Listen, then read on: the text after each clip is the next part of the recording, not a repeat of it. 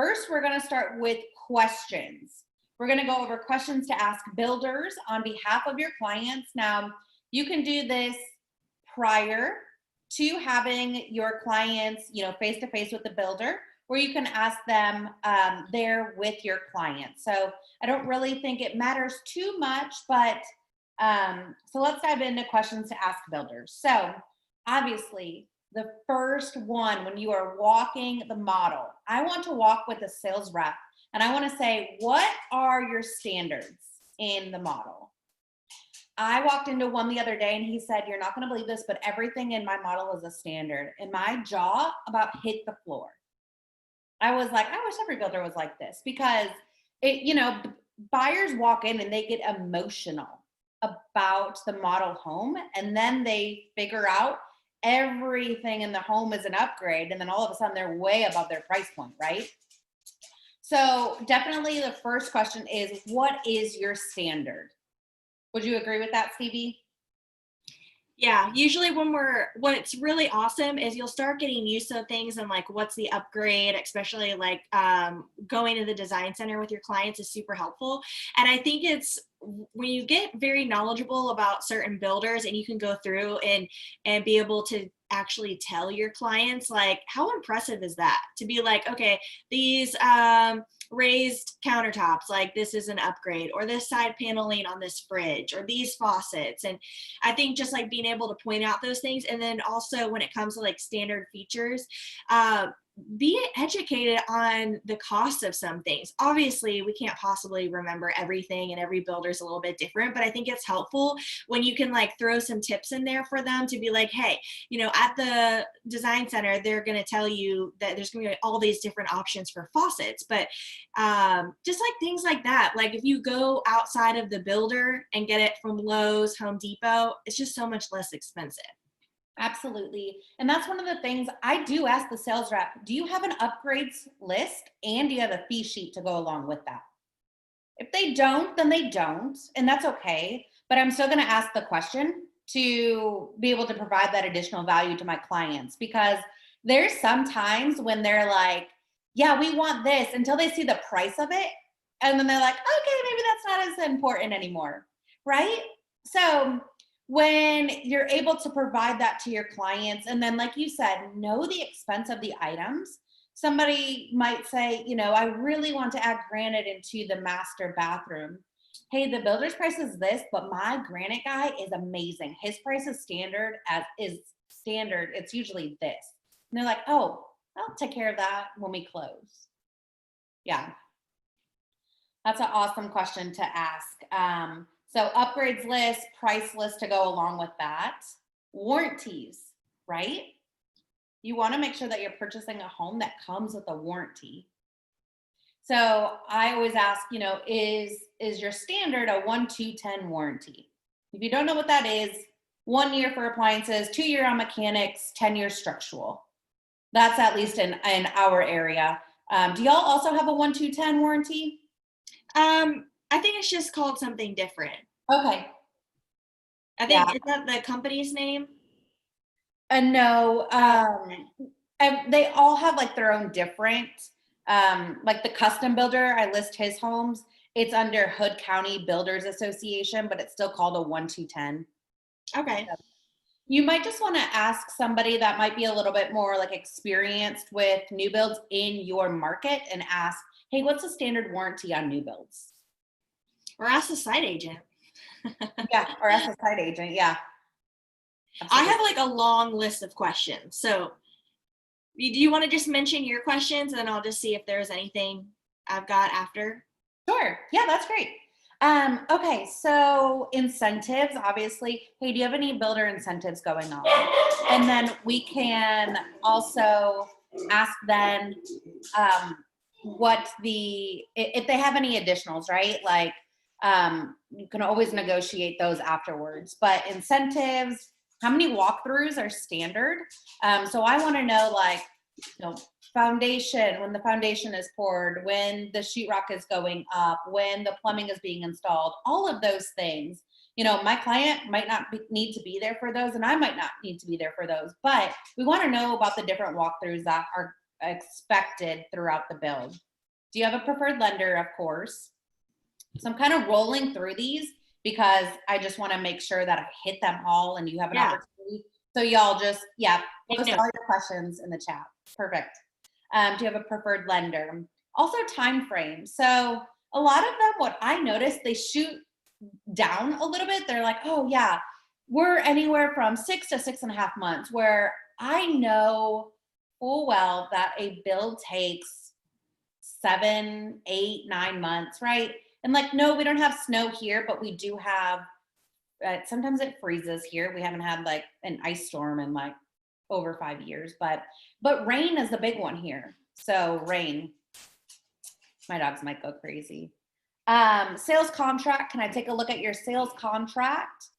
Because they differ. If you're custom smaller build, you might have just a standard Texas new construction contract, whereas your bigger builders, they're going to have their own contract. Who pays the survey? Who pays the title? I want to know what's standard. Of course, all of these items are always negotiable, but tell me, how is the contract written? Who's paying what? Are there any easements with the property? Also, along with like the upgrades, like what standard, do y'all provide a fence? So that's something that's really big here. Like, do you provide a fence? There's not a fence up. Maybe it's not completed. Is there options for a fence? Is it going to be board on board? Is it going to be wrought iron? What's it going to be? And then landscaping. So of course, just asking like, what sort of standard landscaping do you have? Most of the times they will not warranty the landscaping because the trees die, then the trees die, right? But just asking like, what is the standard for that? That's pretty much it. And then a lot of the other items I have throughout the negotiating stages. So what do you have on your list? Okay, so when going, let's say I can kind of tell that they're interested, and honestly, I just like to ask anyways, like, hey, if we're interested in this, we want to pick the lot, we want to build here, we like this floor plan, what would be the process? So a lot of places require you to have your client put a little bit of a deposit down in order to secure that lot. So everybody's different. Like sometimes I've seen as low as like, hey, give us $1,000, we'll reserve that lot. Mm-hmm. Sometimes it's $5,000 or 5% of the purchase price, 10% of the structural costs. Everyone is different. So let's make notes of that and ask, and so that your buyer kind of can have an idea of what the next steps are. So I always ask that.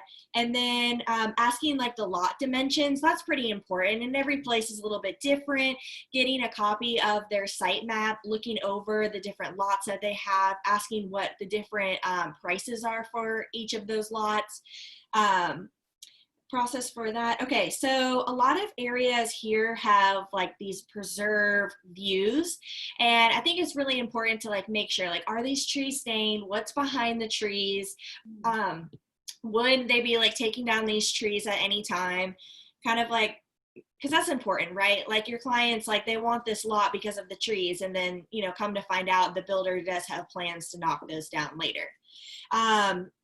Find out if your client is interested in a pool, because when you're looking at lot sizes, some of them out here are so small and there is no way to put a pool on that. And your client might not realize that. You're looking at lots all the time, so you kind of get an idea. And I feel like asking that question to the builder, like, would we be able to put a pool on this lot? And also ask your client, well, what size pool are you looking for? Because they might say yes, and you have this plan to build a massive pool. Well, maybe the lot's not big enough for that. So asking that, what type of fencing, because a lot of areas, a lot of HOAs, they require certain types of fencing. Lots that back up to like a pond, any kind of water, they require you to have like a see-through black aluminum fence. And your client might have had the expectation that they were going to have like a white privacy fence, and they might be a little bit disappointed. So I think it's important to ask that, so that everyone's on the same page about the type of fencing that's allowed. Asking about how much is the HOA fee. And here in Florida, CDD fees are really popular. So make sure that you're asking about that. What amenities does the community have? and ask them if there is a master association or if there's a capital contribution.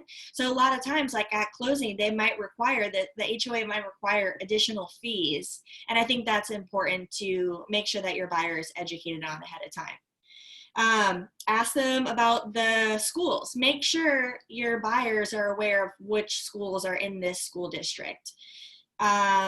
Garage height is huge because some people have really big SUVs like the Suburbans, and if some of these garages aren't that tall and they wouldn't fit, just think how freaking pissed your buyers would be if they end up purchasing a house and the garage isn't large enough. And a lot of people have like commercial trucks, and like that won't be, and you need to like put that in the garage because a lot of HOAs are strict and they don't want anything with logos, businesses, commercial, and they need to put that in the garage.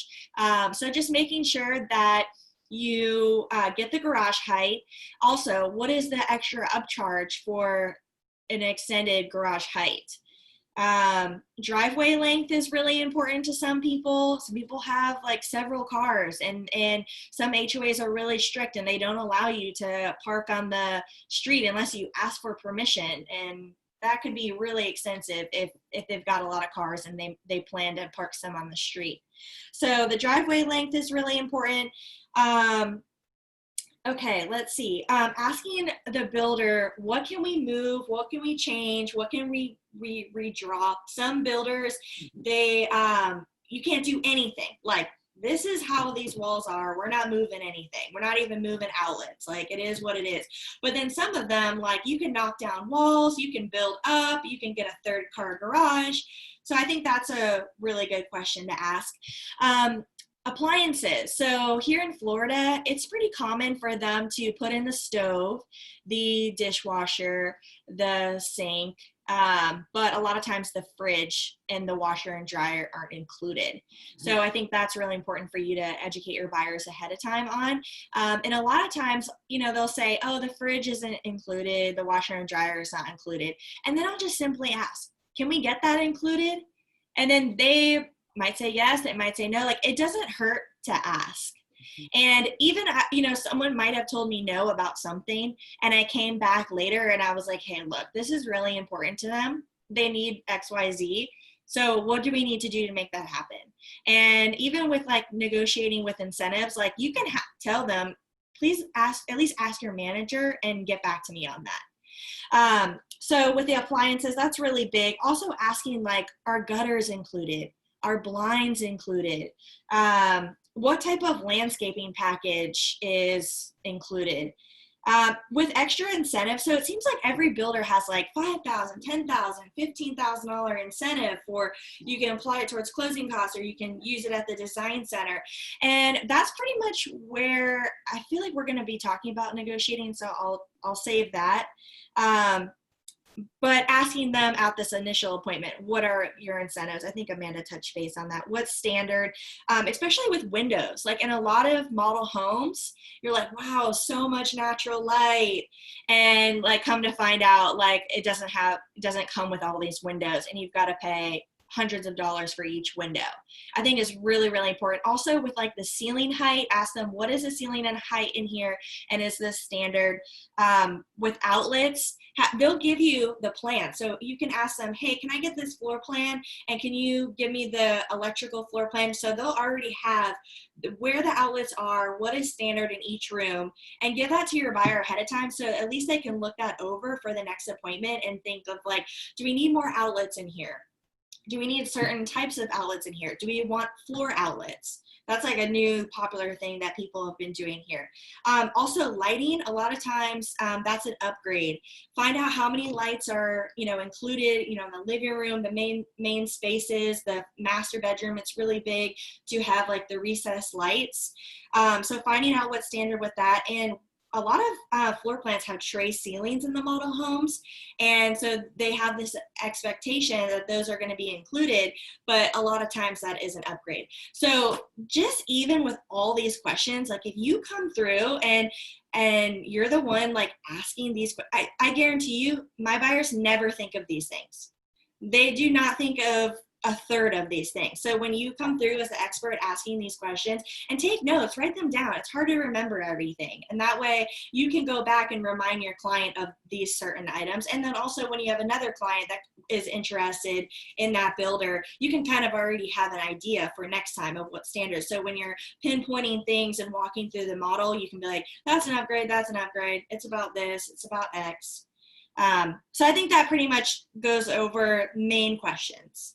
Yeah, absolutely. It's so funny because, you know, what you have is totally different. Like a lot of those items are taken care of during the walkthrough for my clients. Like it's rare for a builder to give like a electrical floor plan or a plumbing floor plan, like here in our market. So no one has ever like offered and been like, here, take this. I have to ask. And yeah, like they would normally go over all of that in the next appointment, but it's all about just like being find out as much as you can. Yeah. Even when you ask though, they are very, well, and it might be because I work with a lot of more custom, they will not even share the floor plan, let alone the electrical, the plumbing, all of that. So it's so funny, but that is an awesome list of questions. And I saw that Christy mentioned it, and this is something that I forgot to mention as well, tax rate. Tax rate is super important because if they were to purchase a home right now, the taxes for this year would probably be $500 for the land.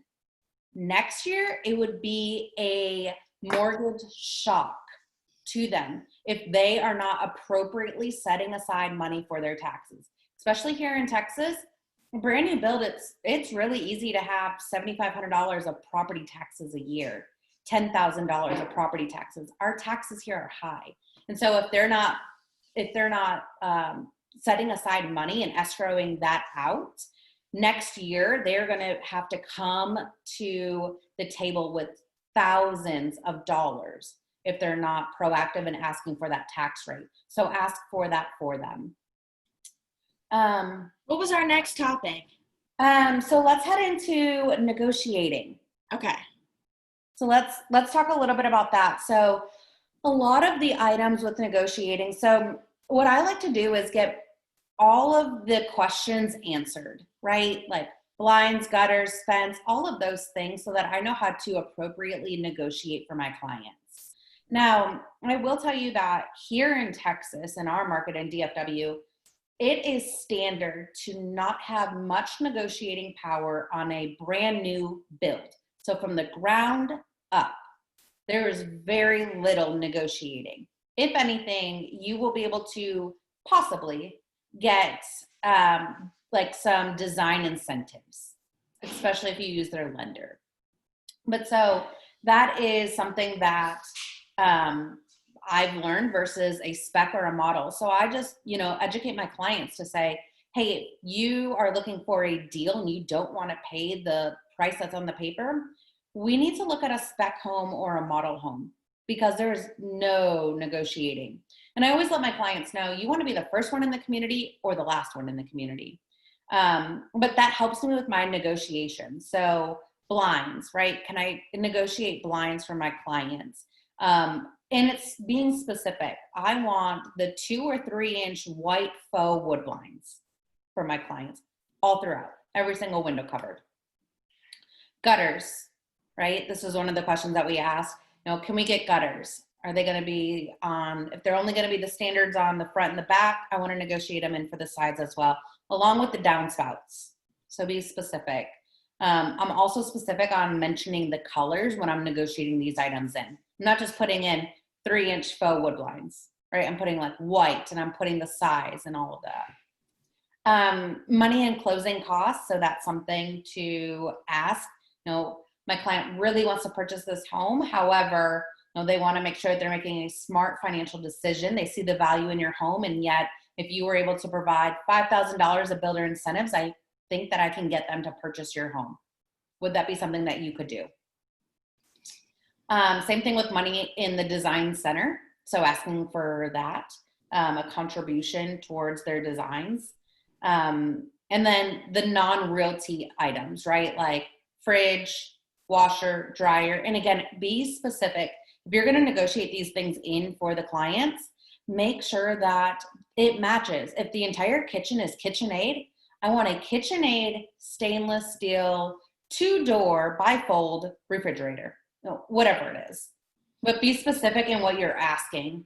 Fence, that's another big one. So can we negotiate a fence? And if so, be specific on where you want that fence to go. I want it to extend from the side of the master bedroom just up in front of the HVAC to the back of the property. Tell them where you want that fence line to go. Make sure it's in writing. If they have a survey, highlight it on the survey on where you want that fence to go. Don't just assume. HOA might have restrictions already, but a builder, they're trying to cut costs at all possibility, right? So you want to make sure it's fully, it's where your clients want that fence line.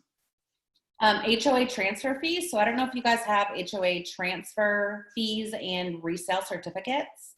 So that's something that we have, and it can vary anywhere from like $100 to $1,000.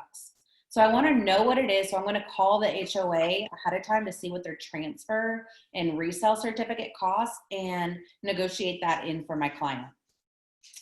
And then lenders. So this is a big one.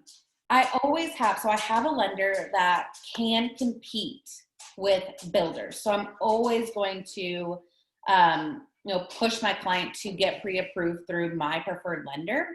And then what I'm going to do is also advise that, yes, you get pre-approved by the builder's lender, because they always have some sort of incentive. Like we'll pay the title policy, we'll pay this or that, right?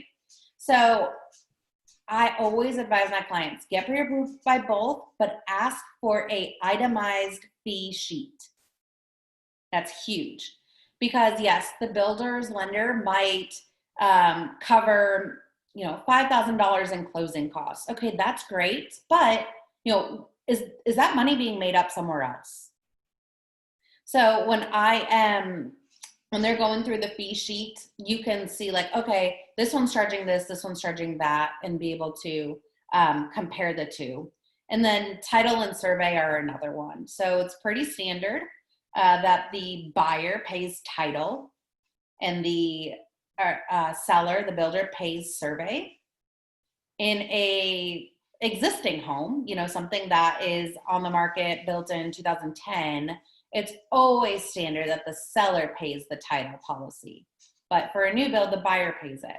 And so just kind of educating your client to say, yeah, that is standard on an existing home, but when it comes to a new build, we can always ask and negotiate it. However, it is pretty standard.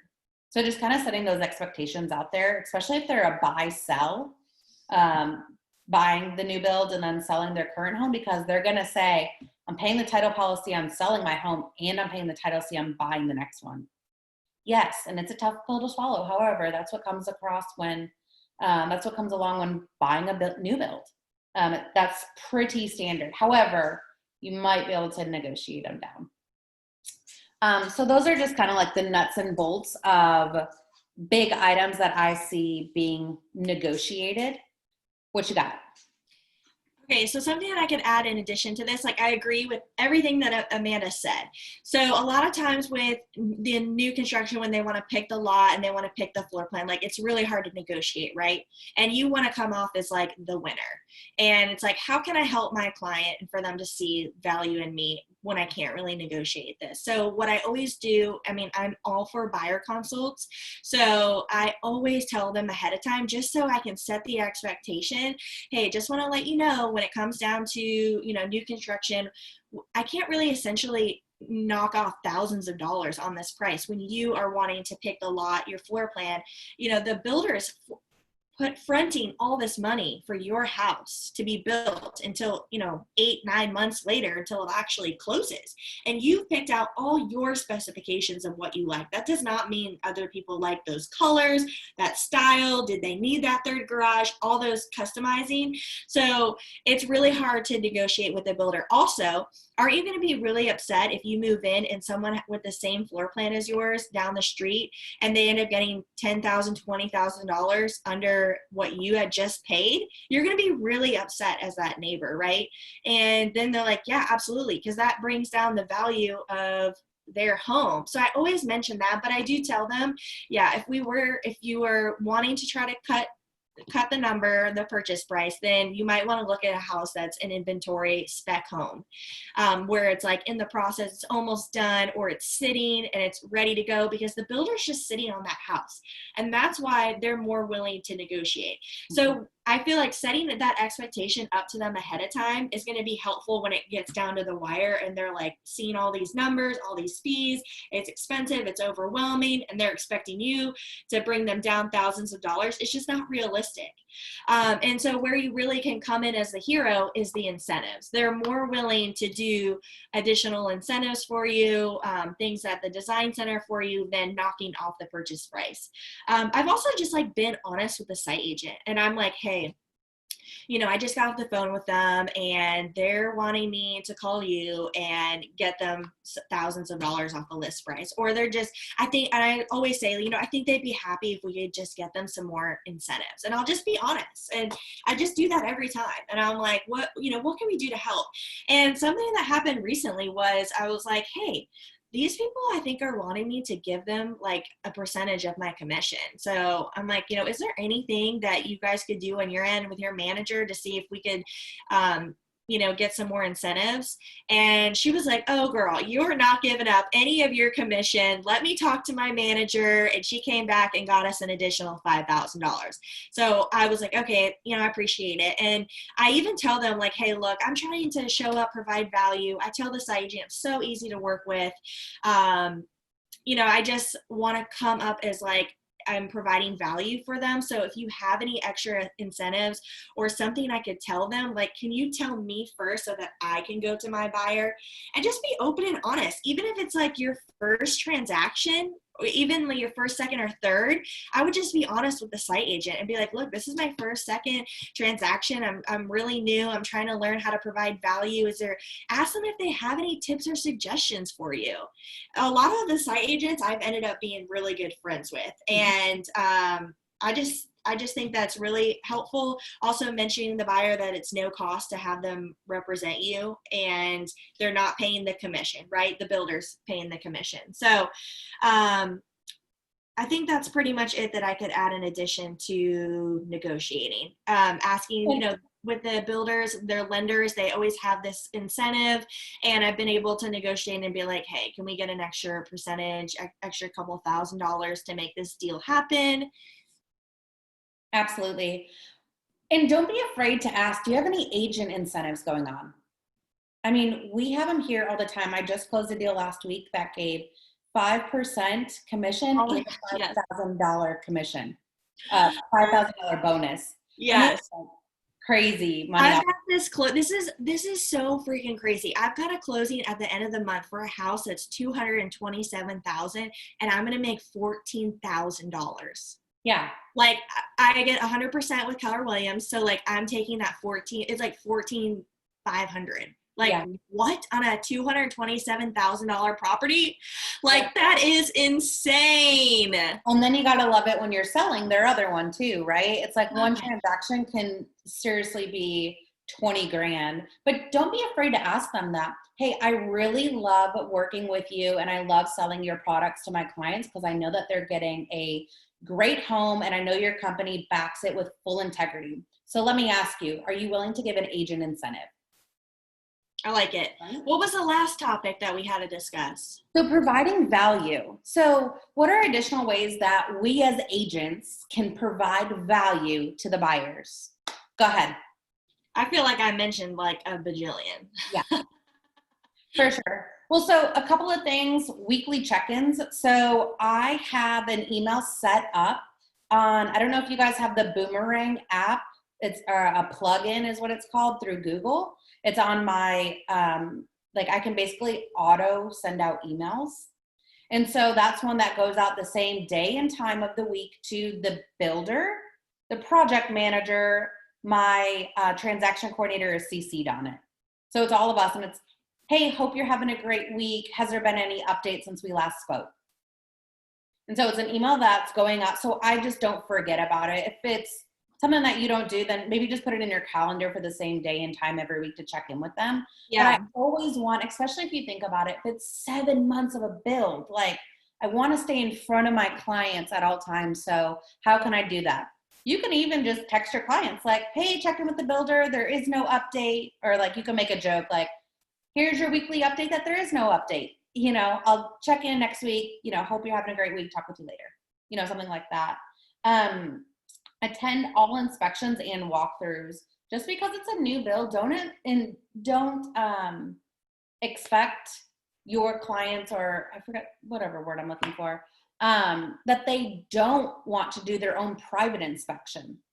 So yeah, that's huge. You want to do your own inspection. If so, I have 3 great inspectors and I'll send you over their information immediately. As soon as so they have to wait, obviously, to make sure that it's completed. But do you want to have your own? Don't assume, hello. Don't assume that they don't want to do one. Just ask them. Oh God, they have got to do a home inspection. And trust me, it's going to save you in the long run, because if anything goes wrong, who are they calling first? They're calling you. And I think even here, you can do home inspections through all different phases.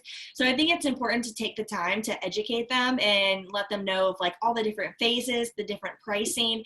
And also I stress that to them, and I show them previous home inspection reports, because they think because it's brand new that they don't have to do this.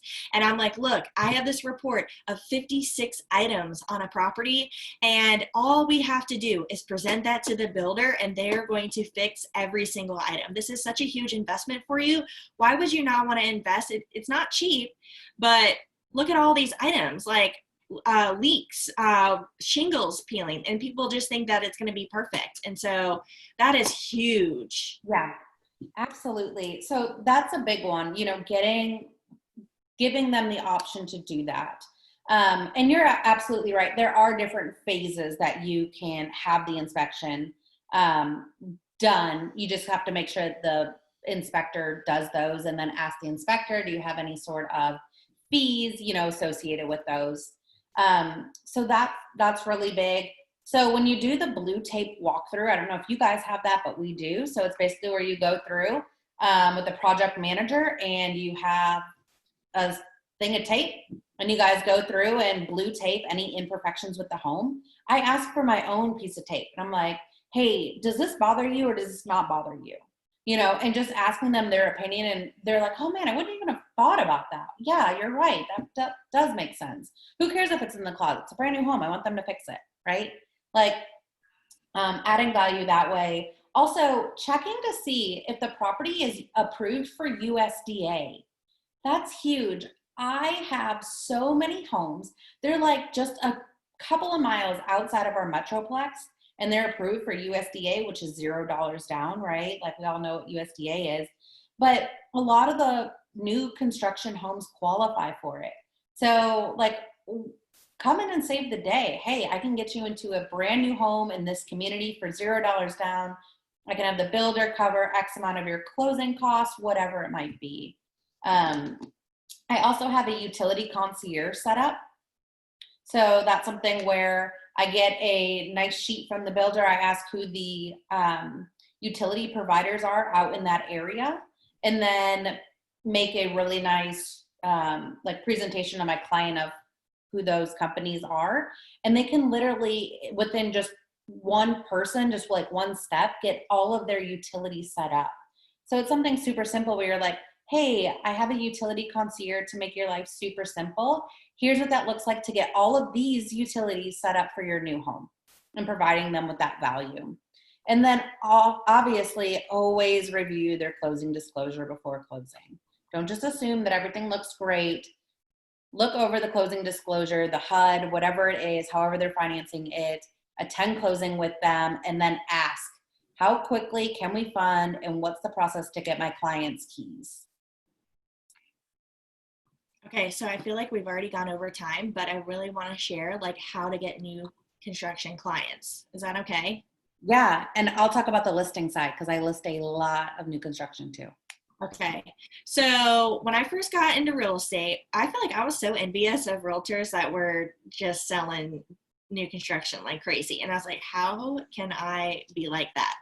And so I'm just sharing my own experience. So I would just tour new construction, and something I still do all the time. I tour new construction all the time and educate myself on what's going on.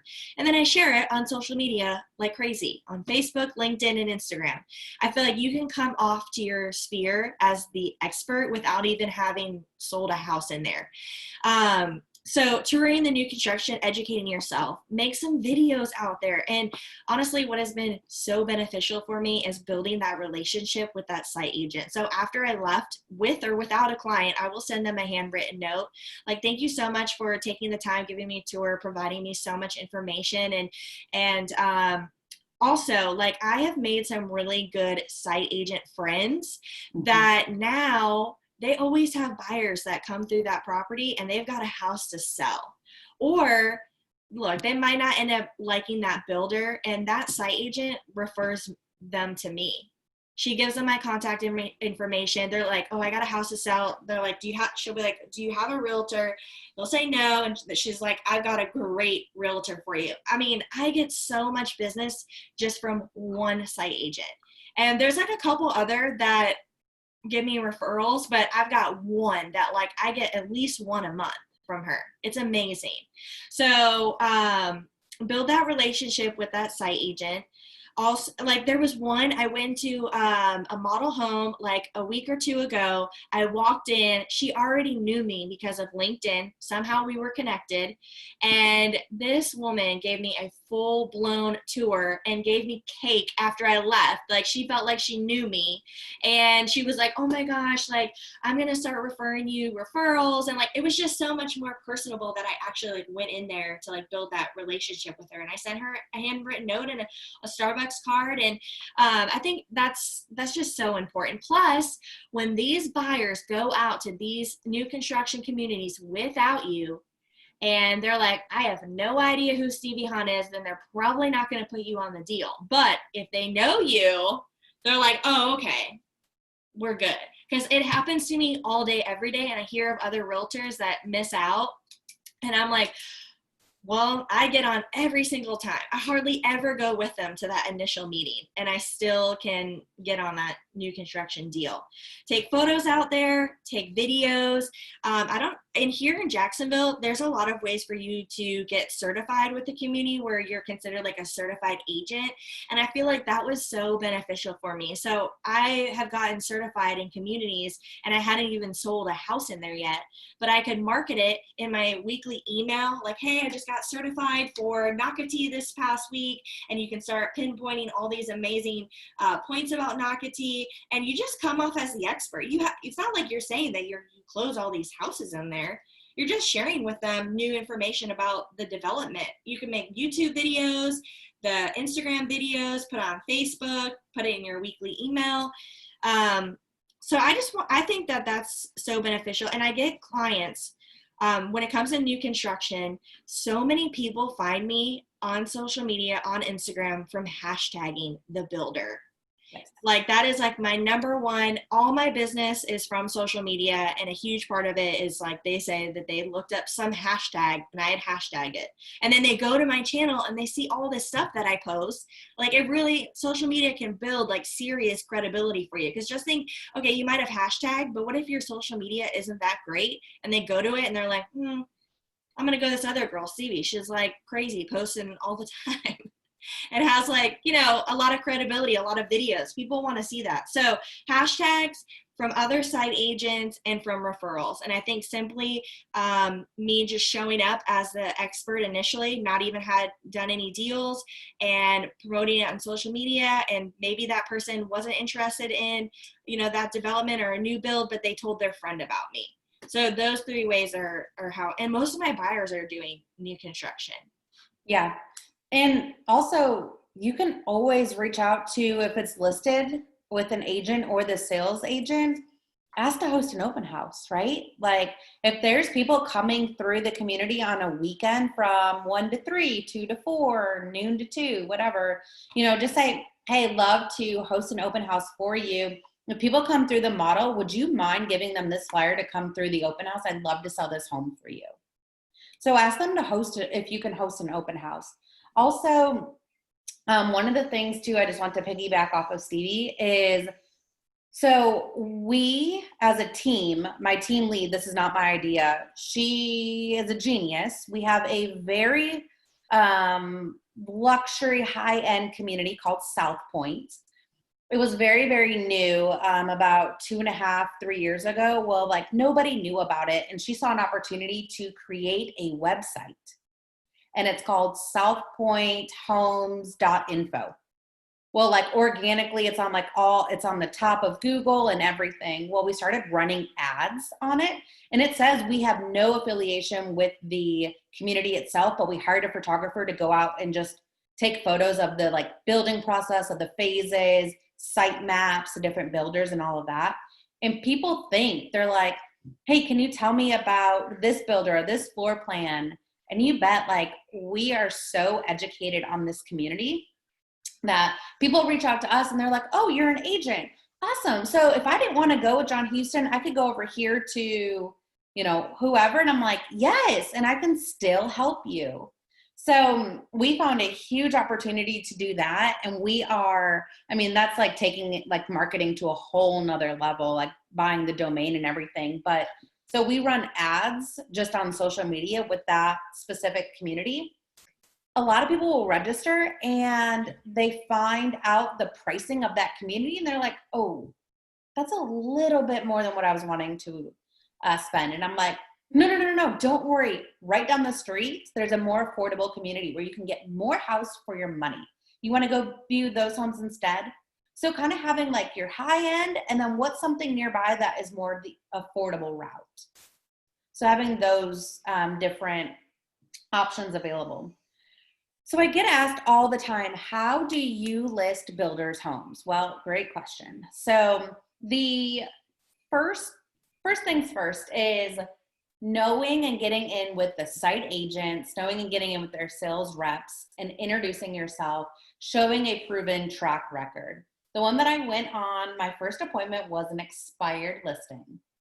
So saw that had expired. I went and interviewed with that builder and ended up getting the business. In the last 2 years that we've been working together, I've sold more than 40 homes with him, just the one builder alone. And so I am constantly creating value to make sure that I am still his agent of choice. And so twice a year, I'm putting together an amazing presentation to share with the front office manager, the builder himself, and then a couple of their project managers. And I'm going through and saying twice a year, hey, here are trends that I'm seeing. Buyers are loving this. Buyers are asking for this as an upgrade in their home. And then I'm pulling stats. Hey, I know that you like doing the brick, but what if we did like the white farmhouse look with the, black roof? And then I'm showing them stats. Those homes on average are selling for 20% more than your standard brick home. And so I'm showing him those stats to provide value and to stay in front of him. Also, he has his own preferred lender. And I said, hey, I actually have a lender that can top what your preferred lender does, and presented that as value. And he was like, oh my gosh, I'm so down for providing that as the preferred lender. Also, I am consistently always looking for great vendors. So like floor guy, painter, granite guy, all of that. And so I'll get with the project manager and say, hey, I know that you are very loyal to the people that you work with, but I have an awesome floor guy. Are you interviewing for more floor guys? And he's like, oh yeah, send him through, send his contact information through. And so providing value, like, hey, I love working with this person. I think you would too. I have a high standard. You have a high standard. I think that this person would also work for, what we have, what we're building and the products and everything.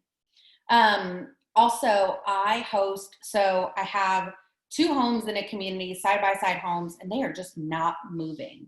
So what I did was I got with all the other builders and agents in that community and said, let's host a builders showcase weekend. They're like, whoa, what's that? And I'm like, I don't know, I just made it up. Well, let's host it. So this weekend actually is what we're doing. We're doing Saturday and Sunday from 11 to 5 and just a giant event to, get the community out there, get people coming through. I don't care what house they buy, just buy a house in this community because all the homes are just sitting there. And so, it's just being strategic. It's thinking outside of the box. It's always staying in front of the client. It's funny. My builder, he knows whenever I present him with the contract, he never has to negotiate or, question anything because I've already done all the pre-negotiations for him. I know how he works. I say, okay, here's our list price, but tell me really what is your bottom dollar so I can work to get there. So any offer that comes in, I'm like, okay, buyer's paying title, perfect. Seller is paying survey, okay. Maybe we can make it work. Is it full price? Who's paying the HOA? All of those things. And then I don't present him a contract until it's a clean contract.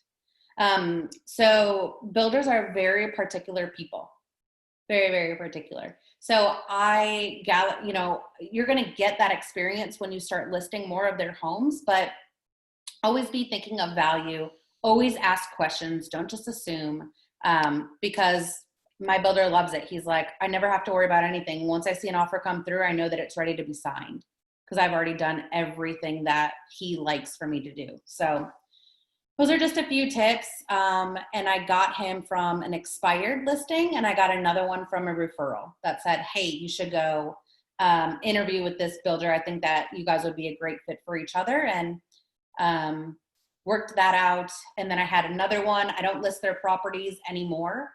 But I walked into their sales office and said, hey, who are the decision makers, right? Like sales reps are cool, but they're not the decision makers at the end of the day. Who are the decision makers?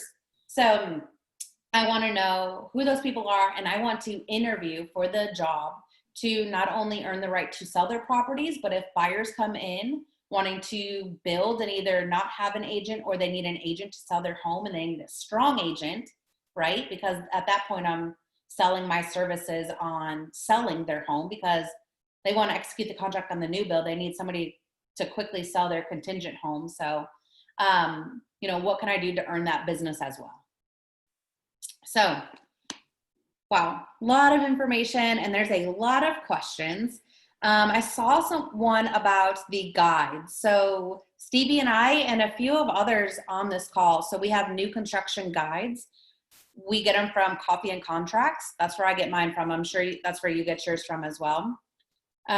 So we both have Coffee and Contracts. That's where we have found value from there, and they're customizable. So you can, tailor them to what's standard in your community, in your market. What else is on here? Oh, Stevie, who do you ask to find out about the certifications? Oh, the builder. They offer them here in Northeast Florida, like the major master plan communities. Yeah, we don't, and from what I know anyways, we don't have that, but I might look into it and see if there's something. I've heard that from other agents. It seems Yeah. like it's like a Northeast Florida thing. Yeah, Christy's in Texas, so she's shaking her head. No, I'm going to take her advice on that one. Do you ever have issues from builders advertising without consent for them? No. No, it's extra marketing for them. Yeah. They're like, please share. Yeah. So one of the things, so the South Point community that we advertise, like the website and everything, we created a Facebook group. So we are consistently posting like, check out Plantation's newest, home that just hit the ground or just hit the market, or, check out this floor plan. So we'll like feature different like builders and floor plans and things on that. It's just something that we created. We're not affiliated. None of us even live in South Point, but so you could always do that. You could go create a Facebook group right now that says new construction in wherever you live. Yeah. All right. Sounds good. Well, feel free to reach out to us. We are way over on the time, but this is definitely a topic that we love. So that's why. I hope it was helpful. Y'all have a great week. Okay. Bye. Toodles. Bye. Thank you. Thank you. See ya.